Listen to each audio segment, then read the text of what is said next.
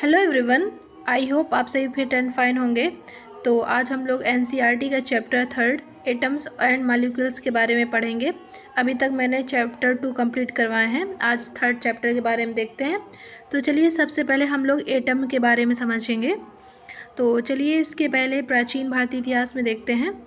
एक महर्षि कणाद थे। कौन थे? महर्षि कणाद थे। ठीक है, इन्होंने सबसे पहले क्या बताया कि हम जब द्रव को क्या करते हैं, विभाजित करते जाएं, जो हमारा जो पदार्थ होता है उसको हम छोटे छोटे कणों में विभाजित करते जाएं, तो लास्ट में एक ऐसा हो जाएगा कि वह कण जो होता है विभाजित होना बंद हो जाएगा। तो उस छोटे से छोटे कण को हम लोग क्या बोलते हैं? एटम बोलते हैं। क्या बोलते हैं? एटम बोलते हैं। मतलब उस सूक्ष्म कण को आगे हम लोग और डिवाइड नहीं कर सकते हैं, तो उसे क्या बोलते हैं? एटम बोलते हैं। चलिए समझते हैं इसके एग्जाम्पल कैसे हो जाएंगे। जैसे हाइड्रोजन हो गया, ऑक्सीजन हो गया, सल्फर हो गया, नाइट्रोजन हो गया। तो ये ऐसे सूक्ष्म कण हैं जो कैसे अविभाज्य हैं, मतलब जिनका आगे डिवाइड नहीं कर सकते हैं। ठीक है, तो इसके बाद हम लोग समझेंगे मॉलिक्यूल्स के बारे में। मॉलिक्यूल्स में क्या है? किसी पदार्थ का सबसे छोटा कण जो स्वतंत्र रूप से किस में रहता है? अस्तित्व में रहता है, उसको क्या बोलते हैं? मॉलिक्यूल्स।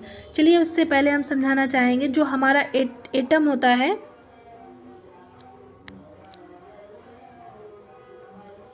जो हमारा एटम होता है, एटम मिल करके क्या बनाते हैं? मॉलिक्यूल्स बनाते हैं।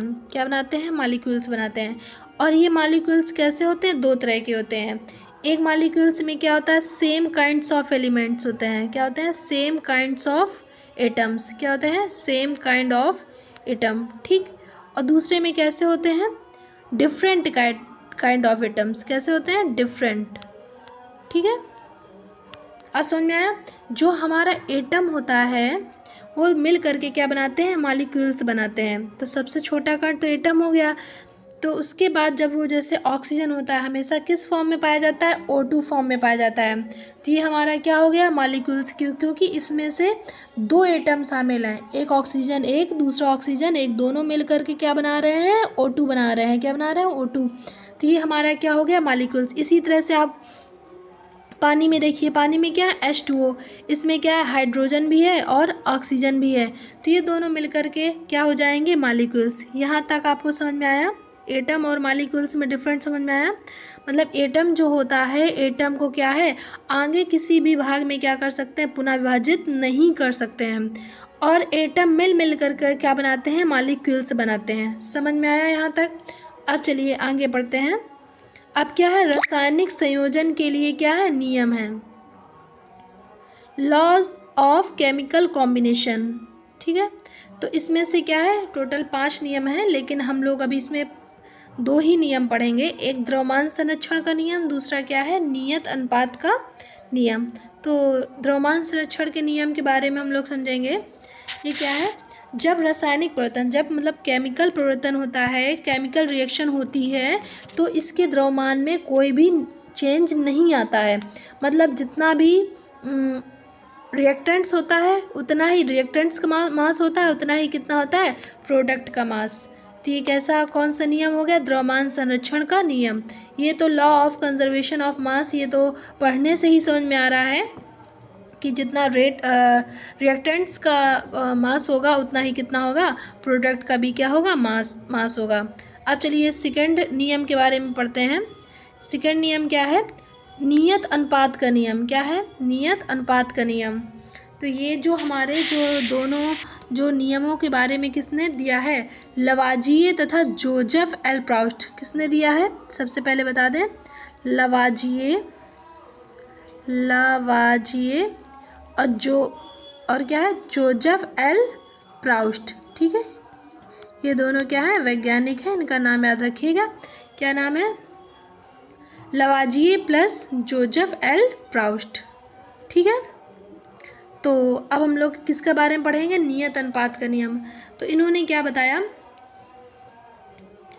कि जब 2 या 2 से अधिक जो एलिमेंट्स होते हैं उससे मिलकर के क्या बनता है? कंपाउंड्स बनता है। ठीक है, तो जो इसमें कंपाउंड्स होते हैं इसमें क्या होता है, अनुपात कैसा होता है, निश्चित होता है। कैसा होता है, निश्चित होता है। जैसे हमारा क्या हो गया H2O, ठीक। तो इसमें से जो हमारा हाइड्रोजन होगा और ऑक्सीजन होगा, तो हाइड्रोजन में क्या हुआ, ये 1:8 में होते हैं। समझ में आया। तो ये जैसे हमारा जो पानी है, जैसे हम लोग पानी पी रहे हैं, उसमें भी हाइड्रोजन ऑक्सीजन का 1:8 में रहेगा। ये कहीं भी पानी होगा, वर्षा की बूंद में या पीने वाले पानी में, जहाँ भी पानी होगा उसमें अनुपात क्या रहेगा, सेम ही रहेगा। ऐसा नहीं कि हमारे पानी के अनुपात में 1:8 हो, आपके पानी में क्या हो, चेंज हो जाए, ऐसा बिल्कुल नहीं है। तो एक ऐसा हो गया नियत अनुपात का नियम हो गया। इसी तरह से हमारा क्या होता है NH3। NH3 को क्या बोलते हैं, अमोनिया बोलते हैं। क्या बोलते हैं, अमोनिया। तो इसको क्या लिख सकते हैं, 14 क्या होता है 14, और इसका कितना क्या हो गया 3 इसका। तो हमारा जो अमोनिया होता है हमेशा 14:3 फॉर्म में रहता है। ये अमोनिया कहीं भी पाया जाएगा हमेशा क्या रहेगा, इसका अनुपात कैसा रहेगा, नियत रहेगा। तो ठीक है, ये समझ में आया। ये किसने नियम दिया है, लवाजिए एवं जोसेफ एल प्राउस्ट ने। ठीक है, अब चलिए हम लोग आगे इसके बारे में समझते हैं। आगे क्या है, अच्छा हाँ, ये इसी के एग्जाम्पल दिए गए हैं जो हमने अभी ऊपर पढ़ा, द्रव्यमान संरक्षण का नियम और नियत अनुपात का नियम, उसी का एग्जाम्पल दिया गया है। जैसे CaCO3 है, इसको जो इधर का होता है इसको बोलते हैं रिएक्टेंट्स। क्या बोलते हैं, रिएक्टेंट्स। और ये रासायनिक अभिक्रिया करने के बाद क्या बनाता है, प्रोडक्ट बनाता है। तो जो CaCO3 का है टोटल मास ऑफ बिफोर, ये कैसा है, सेम है total mass of after. Reaction के बाद जो बनेगा और रिएक्शन के पहले दोनों का मास कैसा है, इक्वल है। तो ये हमारा किसका नियम हो गया, द्रव्यमान संरक्षण का नियम, जो मैंने अभी ऊपर बताया। इसी तरह से दूसरा इसका जो एग्जाम्पल हम लोगों ने अभी पढ़ा, ये किसका एग्जाम्पल है, नियत अनुपात का नियम। कोई भी शुद्ध यौगिक हमेशा समान तत्वों को निश्चित द्रव्यमान अनुपात में रखता है। जैसे हाइड्रोजन है, हाइड्रोजन में 2 मॉलिक्यूल्स हैं, तो इसका रेशियो कितना हो जाएगा 2, और ऑक्सीजन का कितना हो जाएगा 16। इसको क्या करेंगे, काट देंगे तो 1:8 में आ जाएगा। तो हमारा जो वाटर होता है सब जगह कितने अनुपात में रहता है, 1:8 में रहता है। ठीक है, 1:8 में रहता है। तो ये किसका एग्जाम्पल हो गया, नियत अनुपात का नियम, मतलब लॉ ऑफ कांस्टेंट प्रोपोर्शंस। यहाँ तक आपको समझ में आया। यदि आपको कोई भी डाउट है या फिर कुछ भी पूछना है तो आप कमेंट करके बताइएगा। चलिए आगे पढ़ते हैं। अब हम लोग क्या पढ़ेंगे, सिंबल्स ऑफ एलिमेंट्स। तो हम लोग क्या करेंगे, कुछ जो तत्वों के क्या है संकेत के बारे में जानेंगे, जो हमारे एग्ज़ाम की दृष्टि से क्या होंगे, अत्यंत कैसे हैं, महत्वपूर्ण हैं। ठीक है, तो ये क्या है, ये भी बेस है। धीरे धीरे हम लोग क्या करेंगे, इस बेस को क्या करेंगे, अप करेंगे। तो अभी तो पहले छोटी छोटी चीज़ों को जानने की आवश्यकता है, तभी हम लोग क्या करेंगे, अच्छे से समझ पाएंगे। तो सबसे पहले हम लोग हाइड्रोजन को किससे डिनोट करते हैं, H से करते हैं। ऑक्सीजन को डिनोट करते हैं O से। कार्बन को डिनोट करते हैं C से। नाइट्रोजन को डिनोट करते हैं N से। ठीक है, इसके अलावा कुछ और एलिमेंट्स हैं जिनके बारे में हम बताना चाहेंगे। जो हमारा नाइट्रोजन होता है उसको N से हो गया। इसके अलावा हमारा कोबाल्ट किससे होता है, CO से होता है। क्लोरीन किससे होता है, Cl से होता है। एल्यूमिनियम किससे होता है, Al से होता है। हमारा जो सोना होता है Au से होता है। हमारा जो चांदी होता है वो Ag से होता है। तो ठीक है, और क्या हो सकता है, और हमारा जो लेड होता है, लेड मतलब सीसा, इसको डिनोट किससे करते हैं, Pb से करते हैं। और जिंक को किससे डिनोट करते हैं, Zn से करते हैं। किससे करते हैं, Zn से। ये सारे बच्चे अपने कॉपी में लिख लीजिएगा, और एक पीरियोडिक टेबल रहेगा उसको भी पढ़ लीजिएगा। और एक क्या है, और कार्बन, कार्बन तो मैंने बता दिया किससे करते हैं, C से करते हैं। और आर्गन को किससे करते हैं, Ar से। किससे, Ar से। और इसके बाद क्या बचा, सोडियम, सोडियम को किससे करते हैं, N से। तो ये कुछ एलिमेंट्स हैं जिनके हम लोगों को सिंबल्स याद करने हैं। धीरे धीरे हम लोगों के सारे सिंबल्स याद हो जाएंगे। एक बार इसको हम रिपीट करते हैं हमारे साथ में, आप लोग देखिएगा।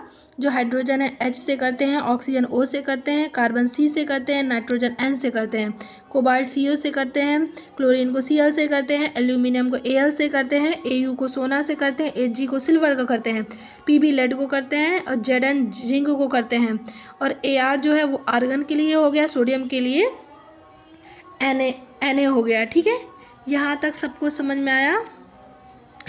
चलिए आगे बढ़ते हैं। अब हम लोग किसके बारे में पढ़ते हैं, एटॉमिक मास के बारे में पढ़ते हैं।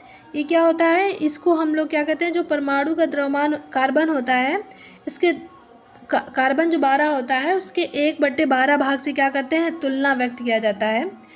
ठीक है, तो जो हाइड्रोजन क्या है 1 हो गया, ऑक्सीजन का कितना हो गया मास, इसका हो गया 16, कितना हो गया 16। हाइड्रोजन का कितना हो गया एटॉमिक मास 1 हो गया, और हमारा ऑक्सीजन का कितना हो गया 16 हो गया। ठीक है, ये चीज़ आपको समझ में आई। आप किसके बारे में पढ़ते हैं, मॉलिक्यूलर मास के बारे में।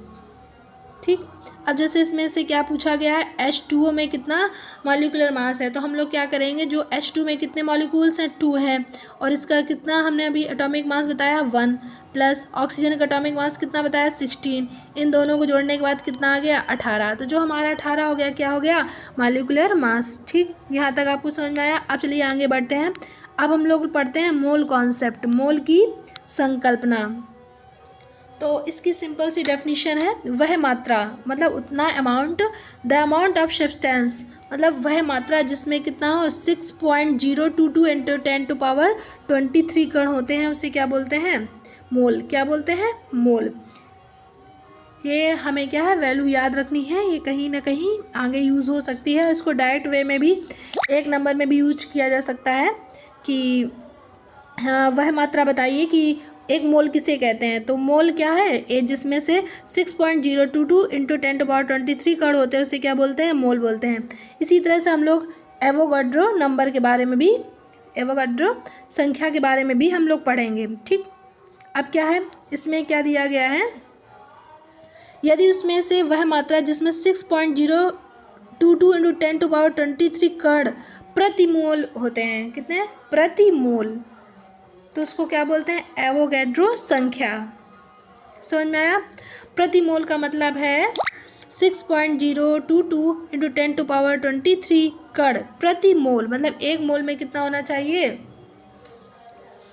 6.022 × 10⁻23, उसको क्या बोलते हैं एवोगैड्रो नंबर्स। यहाँ तक आपको समझ में आया होगा।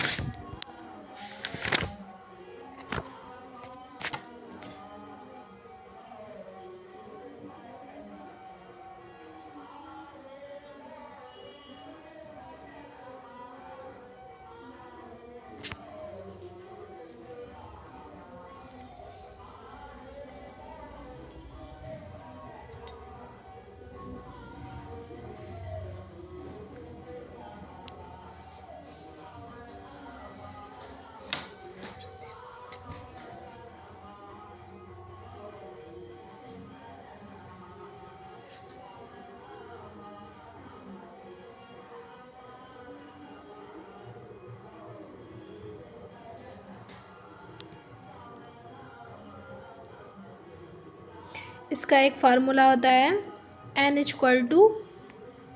Capital N upon n0। ठीक है, तो इसमें से जो n होता है ये हमारा क्या होता है मोलों की संख्या होता है, और n क्या होता है दिए गए कणों की संख्या होता है, और n0 क्या होता है एवोगाड्रो की क्या होती है, एवोगाड्रो की क्या होती है संख्या होती है। तो हम लोग क्या होंगे, जैसे हम लोगों को मोलों की संख्या निकालना है, n के बारे में निकालना है, तो हम लोगों को क्या होगा कुछ कण दिए जाएंगे, वहाँ पे n की वैल्यू रख देना है, और एवोगाड्रो जो नंबर दिया गया है उसमें n0 रख देंगे, तो क्या निकल आएगा मोलों की संख्या। तो हम लोगों को ये फार्मूला याद रखना है n = capital N upon n0, जहाँ n है, n क्या है मोल्स, मोल्स की संख्या है, क्या है मोल्स की संख्या, और n क्या है दिए गए कणों की संख्या नंबर ऑफ पार्टिकल्स, और n0 क्या है एवोगाड्रो नंबर्स। ठीक है, यहाँ तक सबको समझ में आया। अब हम लोग पढ़ेंगे समस्थानिक के बारे में। किसके बारे में? समस्थानिक के बारे में। तो इसकी तो डेफिनेशन से ही समझ में आ रहा है।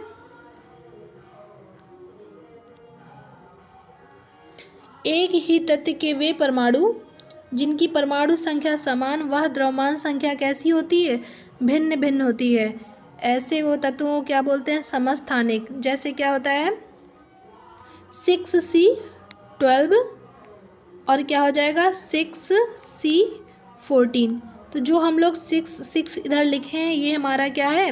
परमाणु संख्या। क्या है? ये हमारी क्या है? परमाणु संख्या। जो ये हमारा 12 लिखे हैं ये हमारा क्या है?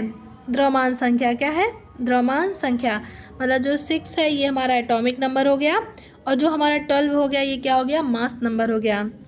सॉरी, यहाँ पे क्या लिखेंगे 14। तो मैंने क्या देखा यहाँ पे एटॉमिक नंबर क्या है? दोनों में सेम है, लेकिन जो हमारा ये जो मास है, मास नंबर कैसा है? डिफरेंट है। मतलब ऐसे परमाणु जिनके एटॉमिक नंबर सेम हो लेकिन मास नंबर डिफरेंट हो, ऐसे को क्या बोलते हैं? समस्थानिक। ये चीज़ समझ में आई? ठीक है। इसी तरह से हमारा क्या है? प्रोटियम, ड्यूटेरियम और ट्रिटियम। इसमें क्या हो जाएगा 1H1 और क्या हो जाएगा 1H2 और क्या हो जाएगा 1H3। ठीक है, एक मिनट, इसमें से क्या हो जाएगा 1H1 1H2 1H3। ठीक। तो जो हमारा इसमें देखिए एटॉमिक नंबर क्या है? सेम है, लेकिन हमारा मास कैसा है? डिफरेंट है। तो ये हमारा क्या हो गया? आइसोटोप्स। क्या हो गया? आइसोटोप्स। मतलब क्या हो गया? समस्थानिक। ये चीज़ आपको समझ में आया? मतलब ऐसे परमाणु जिनके एटॉमिक नंबर सेम हो लेकिन उसका द्रव्यमान संख्या क्या हो? डिफरेंट हो, उसको क्या बोलते हैं? आइसोटोप्स। ठीक। इसी तरह से क्या है? समभारिक है। क्या है? समभारिक। क्या है? समभारिक। तो चलिए समभारिक के बारे में पढ़ते हैं। समभारिक में क्या होता है? भिन्न तत्वों के वे परमाणु जिनकी द्रव्यमान संख्या समान होता है लेकिन परमाणु संख्या कैसा होता है? भिन्न भिन्न होता है। इसमें से क्या होता है? उल्टा होता है। जैसे क्या है हमारा? क्या है? ऑर्गन। क्या है? आर्गन। आर्गन को हम लोग लिख सकते हैं 18Ar40। हमारा जो आर्गन होता है उसका एटॉमिक नंबर कितना होता है? 18। और हमारा जो कैल्शियम होता है इसका एटॉमिक नंबर क्या होता है? 20Ca40। अब देखिए इसमें से क्या है? दोनों का मास कैसा है? सेम है। कैसा है? सेम है। इसका जो सेम मास नंबर हो गया और इसमें से जो एटॉमिक नंबर है वो हमारा कैसा है? डिफरेंट है। समभारिक। समभारिक का मतलब है जिसका भार कैसा हो? समान। समभारिक समान यदि इसका भार समान होगा और एटॉमिक नंबर डिफरेंट होगा तो उसको क्या बोलेंगे? समभारिक। ये चीज़ समझ में आई? अब चलिए आगे पढ़ते हैं। अब क्या है? कुछ एग्जांपल्स हैं जिनको हम लोग समझने का प्रयास करेंगे। इसमें क्या एग्जांपल दिया गया? Find molecular mass of CO2। किसका निकालना है? CO2 का। अब क्या है? कार्बन का जो मास होता है कितना होता है? 12 और ऑक्सीजन का कितना होता है? 16। कितना होता है? 16 मास। और इसका एटॉमिक नंबर कितना होता है? 6 और इसका एटॉमिक नंबर कितना होता है? 8। ये क्या है? Atomic number. अब हमने क्या समझा कि अब हमारे किसका निकालना है? CO2। अब इसमें C का कितना एटॉमिक नंबर हमने आपको भी एटॉमिक मास बताया है। ठीक है, इसमें क्या निकालना है? मॉलिक्यूलर मास निकालना है। ठीक है, तो कार्बन का कितना हो जाएगा? 12। ऑक्सीजन में कितने एटम्स हैं? 2 एटम्स। और एक एटम्स का कितना मास बताया है? 16। अब इसको जोड़ेंगे 12 ये और 16 दूने 32, 32 ये 12 और 32 को जोड़ने पर कितना आ जाएगा? 44। कितना हो जाएगा? 44। 44 जो होगा वो हमारा क्या हो जाएगा? Molecular mass of carbon dioxide. ठीक, ये चीज़ आपको समझ में आया होगा यहाँ तक। अब चलिए आगे बढ़ते हैं। Importance of mole concept. Mole concept जो है हमें अपना जानने की आवश्यकता क्यों है? ये हमारे लिए द्रव्यमान ज्ञात करने में आवश्यक है और कणों की संख्या ज्ञात करने में क्या है? आवश्यक है। ठीक है, एक हमने भी एग्जाम्पल बताया था। N = n upon n naught. ये एग्जाम यही एक क्या बताया था, फॉर्मूला बताया था। ठीक है, यहाँ तक आपको समझ में आया। अब क्या है, अब चलिए इसमें कुछ समरी दी गई है जिसको हम लोग रिपीट कर लेते हैं। परमाणु तत्व की क्या है, सबसे छोटी इकाई है। हालांकि जो अभी आगे जो हमारा जो साइंस, ये पहले की परिभाषा, हमारा जो आगे साइंस आया वो उसने बताया कि हम लोग परमाणु को आगे भी डिवाइड कर सकते हैं, जो कि हमारा इलेक्ट्रॉन, प्रोटॉन, न्यूट्रॉन हो सकता है। लेकिन अभी तक फ़िलहाल हम जो चैप्टर 3 तक है हम लोग उसमें यही मानेंगे कि परमाणु तत्व ही सबसे छोटी इकाई है। आगे वाले चैप्टर में पढ़ेंगे कि परमाणु को भी आगे विभाजित किया जा सकता है। ठीक है, अब क्या है, अणु पदार्थ की क्या है, सबसे छोटी इकाई है। एटम्स से मिल करके हमारा क्या बनता है, अणु। एवोगैड्रो नंबर्स का कितना मान होता है, 6.022 इंटू 10⁻23।